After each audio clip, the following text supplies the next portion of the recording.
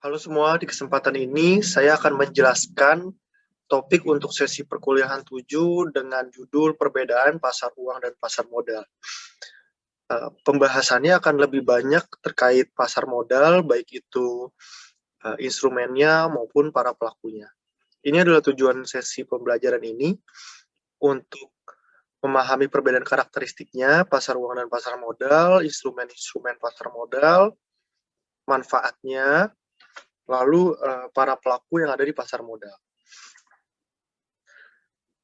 Saya ingin mengulang kembali tentang apa itu pasar keuangan, karena ini adalah pemahaman yang fundamental untuk mata kuliah ini. Jadi pasar keuangan itu terdiri dari 3. Yang pertama itu pasar uang, lalu pasar modal, dan pasar mata uang. Jadi financial market and money market itu berbeda, meskipun bahasa Indonesianya sangat mirip ya, pasar keuangan dan pasar uang. Pasar uang itu produk-produknya itu yang seperti yang saya sudah jelaskan sebelumnya, di bawah 1 tahun, yaitu sertifikat deposito dan lain-lain. Pasar modal itu ada obligasi, saham, dan derivatif. Jadi misalnya sebuah entitas itu ingin mendapatkan pinjaman yang berbasis ekuitas, itu bisa ke pasar modal dengan menerbitkan saham.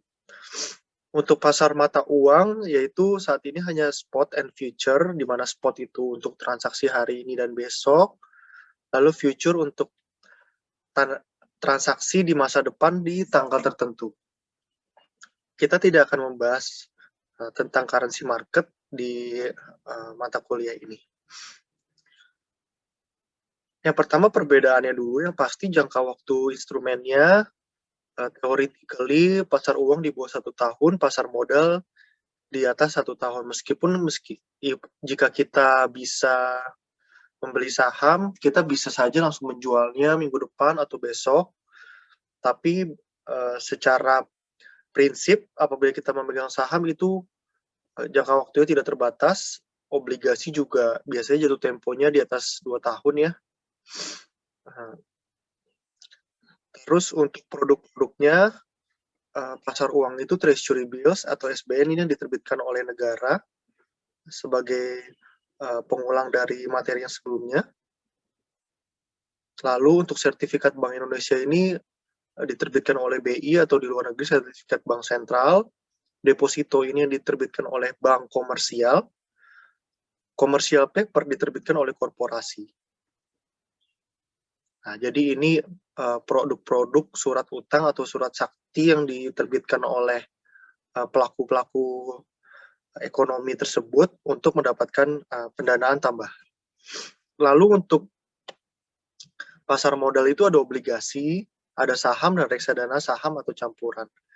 Di mana ini akan saya jelaskan di slide selanjutnya, lebih detailnya. Pelaksananya adalah, kalau di pasar modal, Bank Indonesia itu tidak berperan sebagai pengawas, di mana pasar uang itu peran sentralnya itu ada di Bank Indonesia.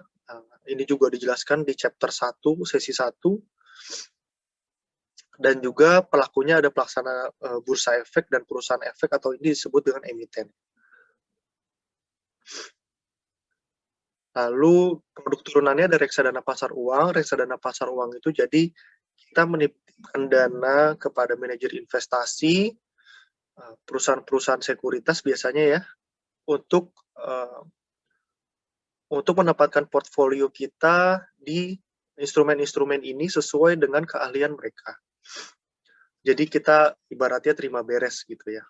Mereka yang mengelola dana kita. Tentunya ada fee manajer investasi yang harus kita bayarkan. Lalu untuk pasar modalnya itu ada turunannya, ada derivatif, ada warrant, and right issue.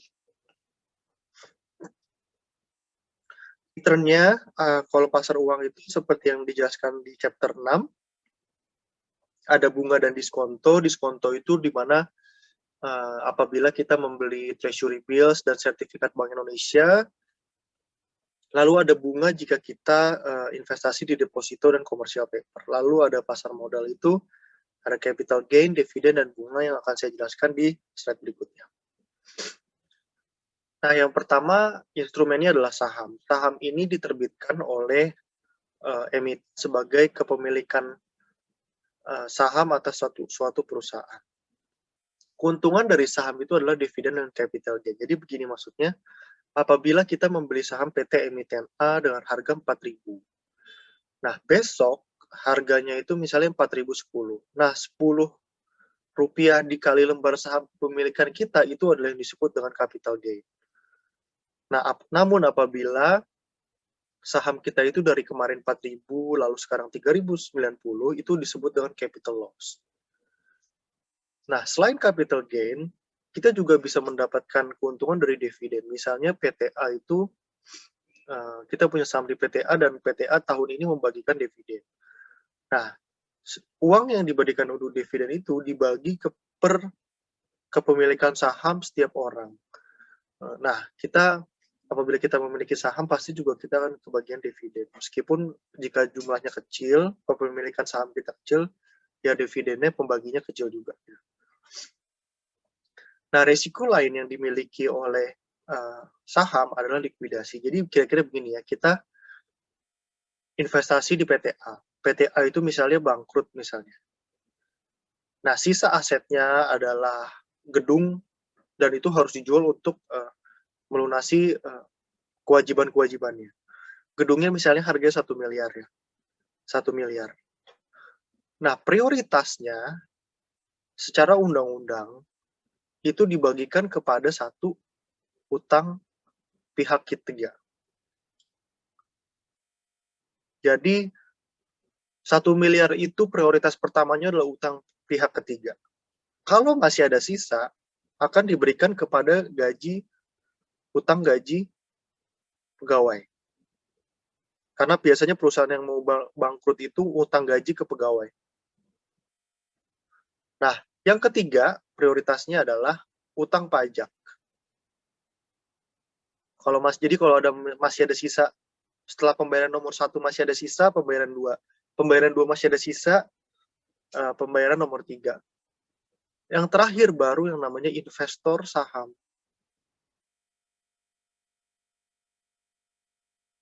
Nah, jadi investor saham itu memiliki prioritas yang paling terakhir mendapatkan sisa aset apabila perusahaan itu bangkrut. Inilah salah satu resiko terbesar jika kita memiliki instrumen saham. Gitu ya.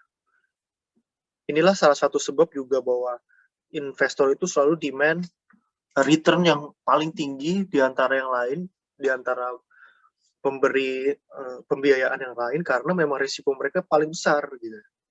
Kalau return bunga utang itu 6-10%, saham itu harus lebih dari belasan persen gitu ya. Harus belasan persen, minimal belasan persen gitu. Karena ya ini resikonya paling besar gitu ya.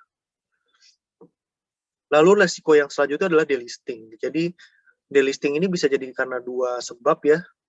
Dia tidak mau TBK lagi karena kemauan mereka sendiri, strategi bisnis. Lalu yang kedua delisting karena dia tidak memenuhi syarat-syarat yang dipenuhi oleh Bank Indonesia ya. Jadi misalnya ada peraturan-peraturan strict yang diterapkan untuk perusahaan TBK, lalu misalnya mengupload laporan keuangan secara on time, lalu laporan keuangannya disajikan dengan wajar dan tidak ada kecurangan, tidak ada permasalahan hukum. Nah, contoh-contoh seperti itu adalah bisa menyebabkan perusahaan itu tidak dicabut listing TBK-nya. Nah, tapi bisa juga karena strategi perusahaan, namun delisting karena strategi perusahaan itu sangat sedikit case-nya. Jadi biasanya kalau perusahaan TBK itu selalu ingin tetap eksis delisting di bursa. Lalu yang instrumen yang kedua adalah obligasi. Ini adalah instrumen yang memberikan pendapatan tetap berupa bunga. Jadi kalau kita main saham itu naik turun ya, portfolio kita hari ini naik, hari ini cuan, belum tentu besok cuan. Nah, tapi obligasi ini memberikan pendapatan tetap. Namun secara historically memang return-nya lebih kecil daripada saham. Lalu capital gain juga bisa jika kita jual ke pasar sekunder. Misalnya kita memegang obligasi 5 tahun, lalu di tahun kedua itu bunga pasar itu lebih rendah daripada obligasi yang kita pegang. Nah, obligasi kita itu bisa kita jual secara mahal di pasar sekunder. apabila bunga pasar di tahun kedua atau ketiga itu lebih rendah. Jadi surat obligasi yang kita pegang itu memberikan return yang lebih tinggi daripada kondisi pasar saat itu. Namun resikonya adalah pasti gagal bayar. Apabila kita memiliki obligasi korporasi misalnya emiten A. Nah itu apabila emiten A bangkrut, ya kita bisa jadi resiko gagal bayarnya ada gitu. Meskipun di pasar modal ini ada yang namanya jaminan pembayaran obligasi yang dinaungi oleh lembaga tertentu. Namun prosesnya itu lama ya. Prosesnya itu sangat lama untuk bisa mendapatkan uang kita kembali. Saham ini diterbitkan oleh korporasi ya, baik swasta, asing maupun BUMN. Obligasi itu bisa korporasi, bisa juga negara. Secara fundamental, resiko gagal bayar negara itu pasti lebih kecil daripada resiko gagal bayar korporasi ya. Negara yang bangkrut itu sangat jarang. Jadi dibandingkan korporasi yang bangkrut, jadi biasanya memang lebih safe untuk main di obligasi negara, meskipun returnnya pasti lebih kecil. Lalu resiko likuidasi seperti saham, ada juga apabila kita memegang obligasi korporasi, lalu korporasi tersebut dilikuidasi. Lalu ini adalah reksadana ya. Reksadana ini jadi kira-kira seperti ini. Apabila kita malas untuk mengelola portfolio itu secara mandiri, malas untuk trading karena tidak banyak waktu, kita bisa menitipkan dana kita kepada orang yang ahli mengelola portfolio tersebut. Itu yang disebut dengan manajer investasi. Jadi reksadana ini adalah tujuannya untuk menghimpun dana masyarakat untuk portfolio instrumen keuangan. Jadi contohnya begini ya, reksadana itu ada 3 jenis. Di pasar modal itu 3 jenis, tapi secara keseluruhan itu ada 4. Yang pertama adalah reksadana saham, lalu reksadana campuran. Reksadana campuran itu saham dan obligasi ya. Lalu adalah reksadana obligasi itu reksadana pendapatan tetap. Reksadana pendapatan tetap itu khusus untuk instrumen-instrumen yang memberikan pendapatan tetap. Nah, kita perlu pahami bahwa pasar modal memberikan opsi yang sangat banyak bagi kita untuk berinvestasi. Jadi kira-kira misalnya seperti ini ya. Ini adalah risk profile ya. Sebentar, ini adalah risk profile. Masing-masing kita pasti memiliki risk profile yang berbeda-beda. Misalnya kita tipikal orang yang sangat suka mengambil resiko yang sangat tinggi, atau kita orangnya sangat safety player ya. Risk taker profile. Apabila kita berada di sini dan kita memiliki banyak waktu trading, maka sangat cocok apabila kita bermain saham. Jadi kita high risk taker dan kita memiliki banyak waktu untuk trading, jadi kita sangat cocok untuk bermain saham. Namun apabila kita high risk taker tetapi tidak terlalu banyak untuk waktu untuk trading, maka cocok untuk bermain reksadana saham. Biasanya reksadana saham itu ya masuknya reksadana saham. Kita masukkan misalnya A1 ya. Ini A1. Nah, apabila kita itu risk profile-nya ada di sini misalnya. Kita nggak pengen terlalu tinggi-tinggi banget deh, tapi nggak terlalu medium-medium juga gitu ya. Kita bisa penempatan di reksadana campuran. A2.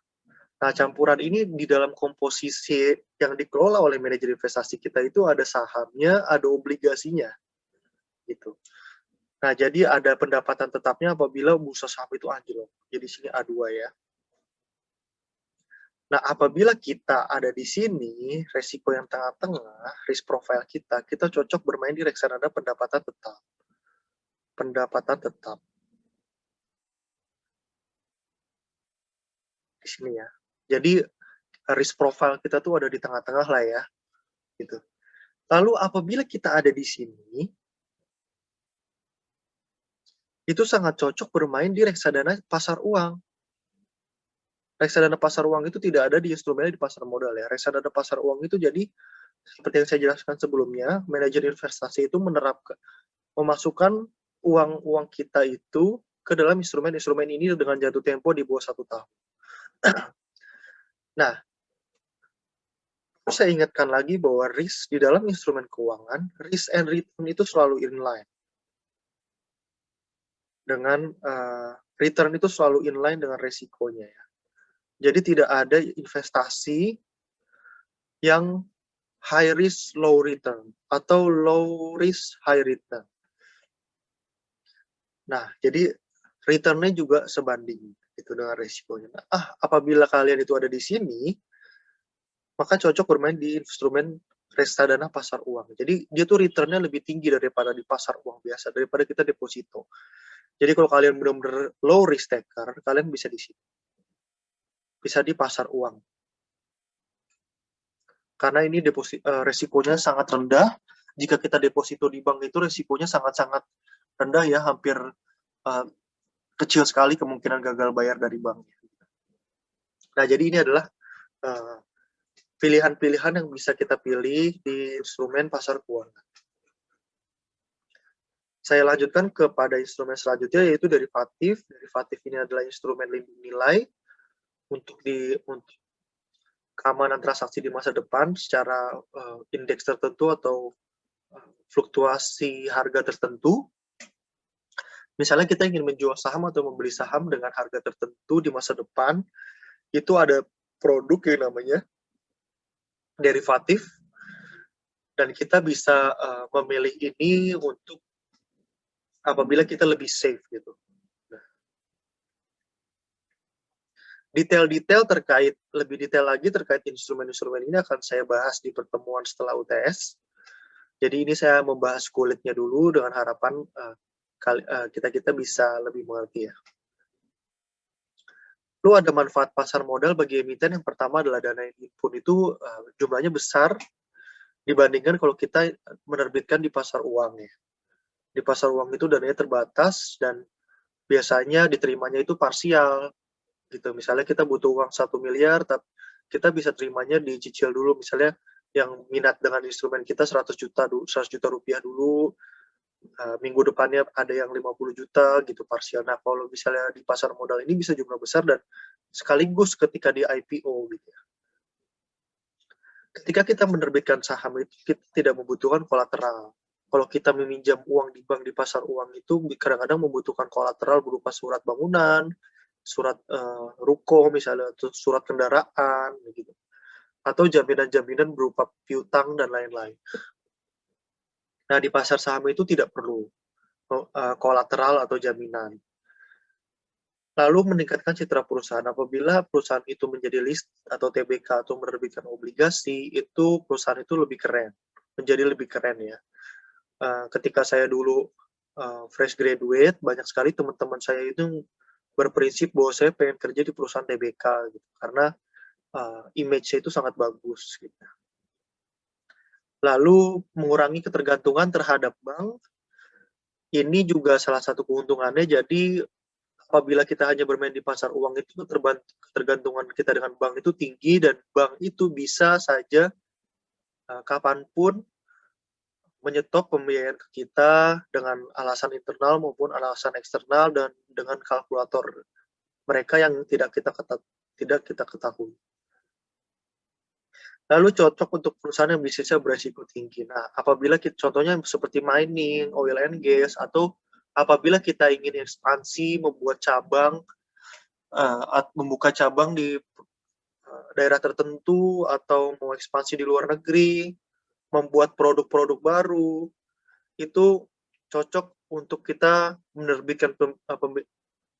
menerbitkan instrumen dari sisi saham daripada utang. Karena utang itu pasti dia pengennya adalah proyek-proyek yang lebih safe atau ekspansi-ekspansi yang resikonya itu udah terukur gitu ya.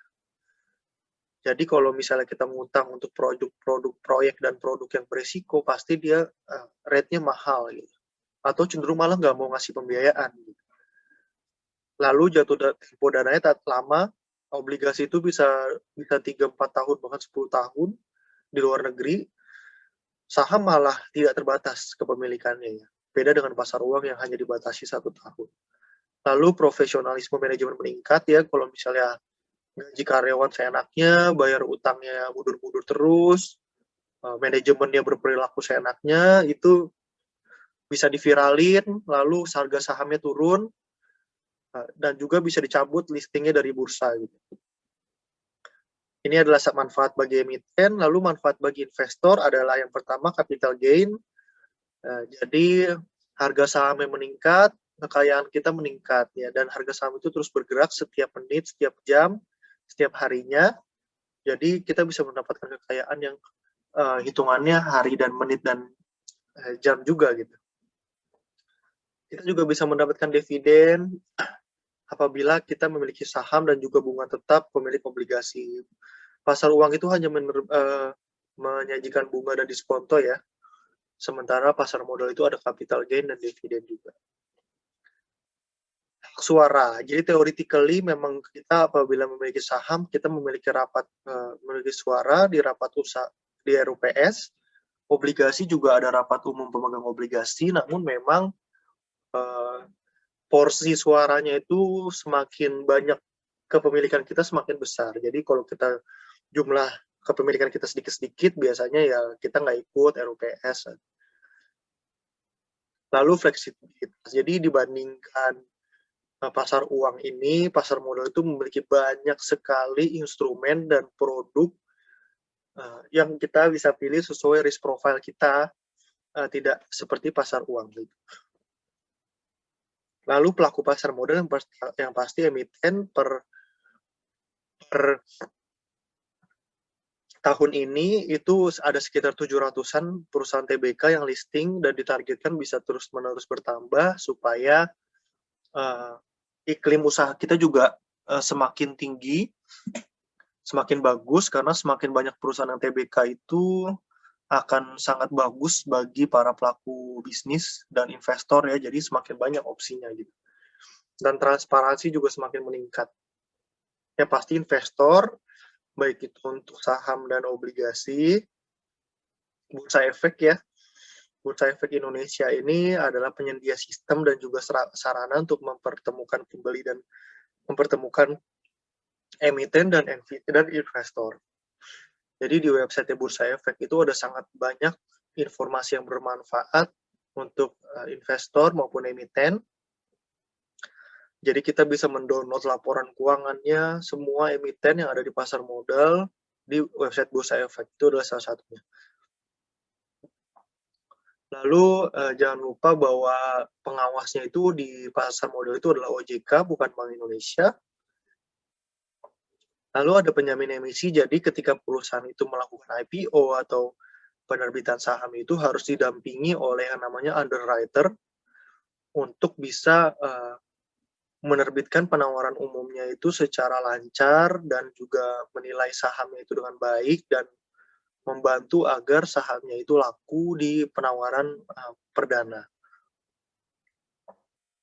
Lalu ada lembaga penunjang, ada biro administrasi, bank kustodian, wali amanat, pemerikat efek. Ini akan saya jelaskan di slide selanjutnya. Itu wali amanat. Nah, gini, jika underwriter tadi pendampingan untuk penerbitan saham, nah wali amanat ini untuk pendampingan instrumen berupa utang, jadi bukan saham. Jadi yang menerbitkan obligasi itu harus didampingi oleh yang namanya wali amanat. Selain untuk sebagai advisor, ini juga salah satu fungsinya adalah untuk memastikan pembayaran bunga dan pokoknya itu dilakukan secara on time kepada para investor. Jadi tidak hanya saat penerbitan instrumen utangnya aja didampingi, tapi juga saat proses sampai utang itu jatuh tempo. gitu ya. Jadi sampai obligasi jatuh tempo misalnya misalnya obligasi jatuh temponya 3 tahun, jadi kontrak dengan trustee-nya juga 3 tahun. Lalu ada pemerikat efek ini adalah Pevindo ya. Jadi tidak sembarangan perusahaan di Indonesia itu namanya Pevindo, tidak sembarangan korporasi yang bisa menerbitkan obligasi di pasaran karena sekalinya diterbitkan itu uang-uang masyarakat itu banyak dititipkan di sana, jangan sampai perusahaan ecek-ecek bisa menerbitkan obligasi gitu. Nah, ratingnya itu bukan bintang 5 seperti ini ya, bintang atau diamond atau bronze seperti di online shop, tapi dia berupa kode seperti ini, ID triple AA. Ini adalah yang terbagus, superior. Nah, ini perusahaan-perusahaan yang seperti kelas yang sangat bagus seperti Astra Internasional, BBRI, Bank Mandiri, Bank BRI, Bank BNI itu sudah mendapatkan rating-rating yang ini. Lalu ada sangat banyak rating-rating di bawahnya. Jadi ini adalah contoh rating dari Pevindo. Jadi sebelum perusahaan itu bisa menerbitkan obligasi, dia harus mendapatkan rating dari Pevindo. Dan proses rating itu memakan waktu sekitar 6 bulan sampai 1 tahun. Pevindo itu ngubek-ngubek perusahaannya, laporan keuangannya, SOP perusahaannya, bagaimana manajemennya itu memimpin perusahaannya, sampai hal-hal yang detail gitu ya. Lalu ada profesi penunjang yang pasti ini untuk administrasi emitennya, akuntan yang pasti untuk memastikan laporan keuangan yang di-upload di Bursa Efek itu sesuai dengan ketentuan yang berlaku, transparan dan bebas dari error. Notaris dan penilai juga untuk bisa legalitas perusahaan. Lalu untuk yang penilai ini lebih ke penilaian aset emiten. Sekian penjelasan dari saya untuk sesi 7. Untuk pertanyaannya bisa di-email ke alamat berikut ini. Kurangannya mohon maaf. Terima kasih.